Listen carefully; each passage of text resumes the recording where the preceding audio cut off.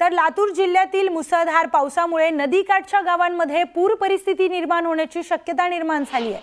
त्यामुळे मांजरा, रेणा, तेरणा आणि तावरजा नदीकाठच्या गावांना सतर्कतेचा इशारा देण्यात आलाय।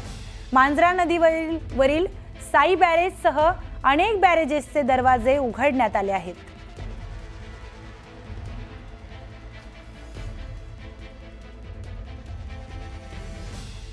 लातूर जिल्ह्यात गेल्या 8 ते 10 दिवसापासून मुसळधार पाऊस पडतोय। त्याच्यामुळे लातूर जिल्ह्यातल्या कोरड्या पडलेल्या नद्या ह्या सुद्धा वाहत्या झालेल्या आपण बघितलेल्या आहे। रेणा नदी ही कोरडी पडली होती आता आणि ती सुद्धा वाहती झालेली आपण बघितलेल्या आहे। नद्या या दुथडी भरून वाहत आहेत। आता माझ्या पाठीमागचं जे पात्र आहे ते मांजरा नदीचं हे पात्र आहे आणि या मांजरा नदीमध्ये सुद्धा मोठ्या प्रमाणात आता पाण्याचा येवा हा सुरू झालेला आहे। मांजरा नदी सुद्धा वाहती झालेली आहे आणि आपण सध्या आहोत महापूर मधल्या साई बॅरेज वरती आपण या ठिकाणी आहोत आणि मोठ्या प्रमाणात या ठिकाणी पाणी आलेलं आहे। साई बॅरेजचे 2 दरवाजे हे उघडण्यात आलेले आहे। मांजरा नदी असेल, तावरजा, तेरणा आणि रेणा या 4ही नदीच्या नदीकाठच्या गावांना नागरिकांना सतर्कतेचा इशारा प्रशासनातर्फे देण्यात आलेला आहे। पाणी आलेलं आहे आणि नद्या या दुथडी भरून ही पावसाळ्यामध्ये नद्या वाहू लागलेल्या आहेत आणि साई बॅरेजचे दरवाजे कशा पद्धतीने उघडण्यात आलेले।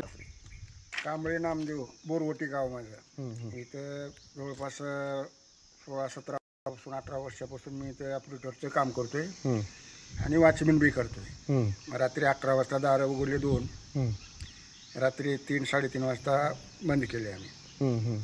आता थोडं आहे एक लिकेज, म्हणजे ते काय झालं एक गेट खाली उतरत नसल्यामुळे थोडं राहिले एक गेट खुलं। तर हे 2 दरवाजे उघडण्यात आलेले आहेत आणि या ठिकाणी बॅरेजेस आहे, इथं पाणी अडवण्यात आलेलं आहे आणि इकडं पाणी आता पाणी सोडल्यानंतर नदीपात्रामध्ये हे पाणी अशा पद्धतीने उसळून वाहत असलेलं पण आपल्याला या ठिकाणी दिसत आहे। मांजरा नाही तर तेरणा, तावरजा आणि रेणा नदीमध्ये सुद्धा मोठ्या प्रमाणात पाणी भरभरून वाहू लागलेलं आहे। खरं तर उन्हाळ्यामध्ये अशा पद्धतीची परिस्थिती गेल्या अनेक वर्षामध्ये लातूर जिल्ह्यात कधी आलेली नव्हती।